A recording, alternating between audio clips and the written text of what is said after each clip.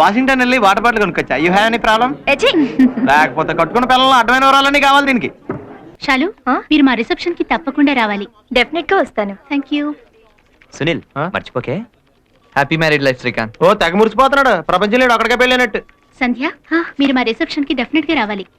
Congratulations. Thank you. సంధ్య మర్చిపోవద్దు, తప్పకుండా రావాలి. Okay bye.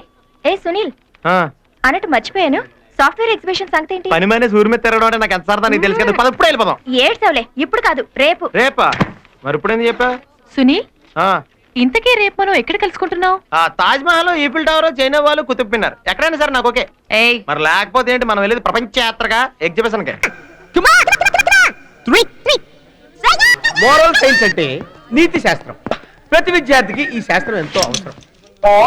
అందుకే నేను ప్రిన్సిపల్ అయ్యాక కూడా పని కట్టుకుని వారానికి ఒకసారి ఈ క్లాస్ పీకుతుంటానన్నమాట. ఈ రోజు టాపిక్ వ్యక్తిత్వము వికాసము. వ్యక్తిత్వము వికాసము. ఇది మెయిన్ టాపిక్ అన్నమాట.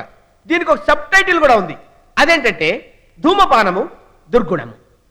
ఈ ధూమపానం ఎంత దుర్మార్గమైన దుర్గుణం అంటే దీన్ని నేను ప్రాక్టికల్ గా చేసి చూపిస్తాను.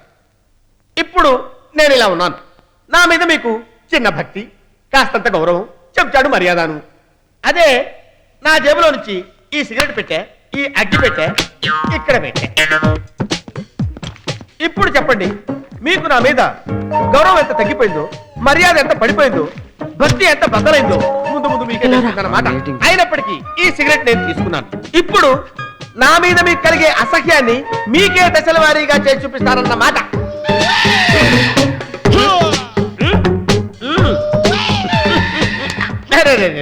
కింద పడిపోయింది, ఏం పర్వాలేదు, ఇంకో సిగరెట్ తీసుకుంటా.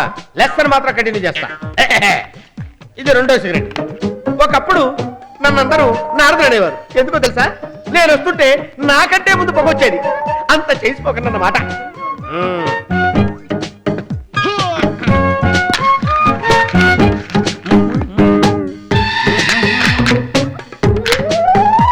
ఏంటో నాకు అర్థం కాదు. సిగరెట్ స్మోక్ పడకపోతే చెవులు మూసుకుంటారండి, ముక్కులు మూసుకోవాలి కానీ అర్థం లేకున్నాను. మై డియర్ స్టూడెంట్స్, ఇప్పుడు నేను చేయబోయేది నా ప్రయోగంలో క్లైమాక్స్.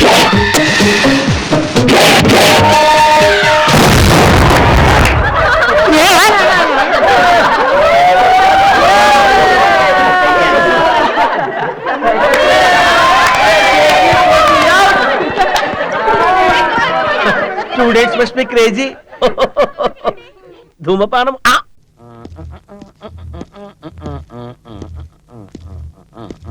ఆశయ, అయ్యా, ఏంటి ఆఫీసులో వెలిగిపోతుంది? ఎవరికన్నా ప్రమోషనా లేక మన బాస్ కి ట్రాన్స్ఫరా? అదే నేను చెప్తాను సార్. చెప్తే సస్పెన్స్ పోతున్నా.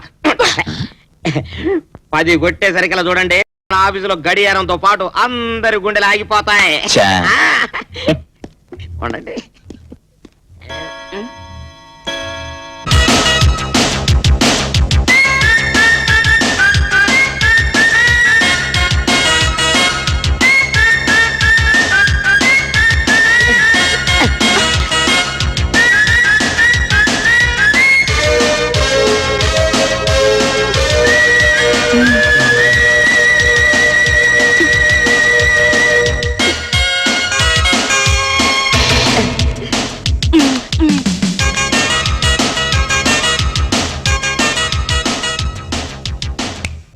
హలో, నా పేరు Swapna Sundari. I see. You didn't see. నువ్వు అసలు నన్ను చూడనే లేదు. నేనొచ్చింది స్వప్న సుందరిని, స్వర్ణమంజర్ని చూడటానికి కాదు, ఆఫీస్ ఫైల్ చూడటానికి. ఫైల్స్ లో ఏముంటుంది? అయిపోయిన ఖర్చు, రాబోయే బడ్జెట్ తప్పితే మనిషి అన్నాక కాస్త కళా పోషణ ఉండాలి అనేవాడు రావు గోపాలరావు. అలాంటి వెకిలి వేషాలు నాకు రా. అంటే నువ్వు ఋషివా సన్యాసివా? మనిషిని. నువ్వు నాకు నచ్చావా? నువ్వు నాకు నచ్చలేదు. అబ్బా, పిచ్చెక్కిపోతుంది నీ పొగరు చూస్తుంటే. మాటలతో నీ గుండె తూట్లు పొడుస్తున్నావు. నీలాంటి వాడితో మ్యాట్నీలకి మార్నింగ్ షోలకి వచ్చేవాళ్ళు చాలా మంది ఉన్నారు, వాళ్ళతో వెళ్ళు. ఏది వీళ్ళ సొల్లుగా చిల్లర వెదవులు. సర్లే, ఇవాళగా బోని. రాత్రికి నీ కళ్ళకొస్తా. అసలే నా పేరు స్వప్న సుందరి. బాయ్. క్రేజీ. వడుందా? ఇంట్లో చెప్పొచ్చావా? అలాంటివే ఉండవు ఇక్కడ.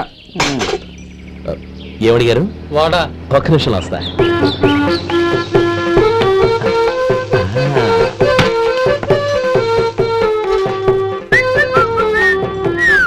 ఇంకేనా కావాలా? వద్దు. ఇవాళ మన హోటల్లో వడవేయలేదుగా, మరి ఆ వడెక్కడిది? నిన్న ఎలకబోలో వడ పెట్టాను, అదే ఇది. మరి ఎలక అది వాసన చూడగానే చచ్చిపోయింది. చూసారా గురువు గారు, మీకోసం మీ హోటల్ కోసం మేమిద్దరం ఎంత పాటు పడుతున్నాం. థ్యాంక్స్ అయ్యా. ఇప్పటికైనా మా జీతాలు నెలకు నాకేమో. సుబ్బారాయుడు బాగున్నావా? ఎప్పుడొచ్చా? మీ ఆవిడని కబరాన్ని పంపించావా? చిచి, మీ అమ్మాయిని కబరాన్ని పంపించావా? ఓకే, నేను కలుస్తానులే. మీకేం కావాలి సార్? ప్రెసిడెంట్ గారు ఉన్నారు. ఏది? మన పంచాయతీ బోర్డు ప్రెసిడెంట్ పెంటై లాగా. ఏంటబ్బా విన్నావులేదా? చెప్పు. ఈ రేగన్ గారు చాలా గొప్ప మడిసి. మరి అంత గొప్ప మడిసి మనం కూర్చోమంటే కూర్చోలేడు, నుంచోమంటే నుంచోలేడు. పోనీ ఒక గ్లాసు మజ్జిగో మంచినీళ్ళు తాగవయా అంటే ఆ పని చేయలేడు. ఎందువలన చేత? ఎందువలన చేత? ఇదిగో ఇలాంటి తప్పుడు కథలు చెప్తావు కాబట్టి ఊళ్ళో అంతా నేను తప్పుడు కథలు అప్పలాజు అంటుంటారు. అబ్బయ్యా, నీకు సమాధానం తెలిస్తే చెప్పు, లేతే లేదు. అంతేగాని ఊళ్ళో అందరూ అన్నట్టు నన్ను నువ్వు కూడా తప్పుడు కథలు అప్పలరాజు అనద్దు. సమాధానం చెప్పు, శ్యాలంజీ. Because he doesn't know Telugu. అదే నీకు ఇంగ్లీష్ ఎలా తెలియదో తనకు తెలుగు అలా రాదు. అందుకని నువ్వు తెలుగులో ఏం చెప్పినా అతనికి అర్థం కాదు. ఎట్ట కనిపెట్టేశావు అబ్బయ్యా? రేగాను మనకి మంచి ఫ్రెండ్లే. ఖర్చు డబ్బు లేకపోతే అప్పుడప్పుడు వచ్చి చిల్లర తీసుకెళ్తుంటాడు. అయితే అన్నోళ్ల ప్రెసిడెంట్లు నీ దగ్గర సిల్లర్ టికెడుతుంటారన్నమాట. సరే పోనీ.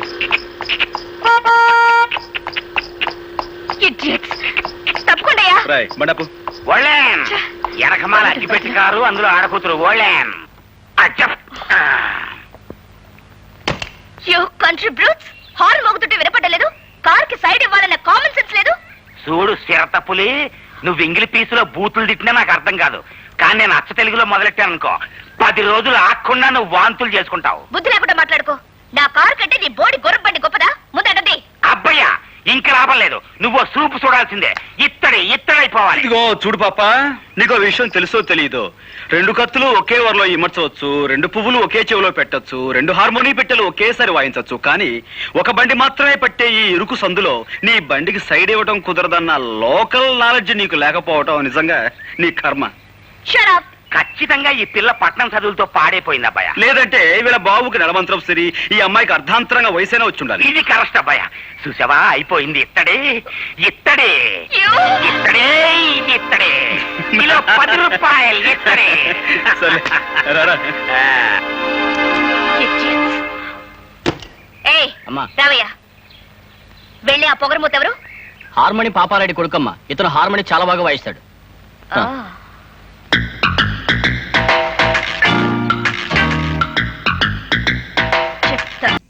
Students, today I am going to teach you about the great Charminar. అరే గుండు, చార్మినార్ దేనికి ప్రసిద్ధి? మంచి రుచి, ధారాళమైన పొగకి. నాగార్జున సిమెంట్కి, బిర్లా వైట్ సుధానికి కాదు. కూతుర గుండోడా. ఇంకెవరున్నారు మాత్రం వాళ్ళు? బాబు నువ్వు చెప్పు. ఏంటి చెప్పేది? ఆ మాత్రం తెలీదా నీకు?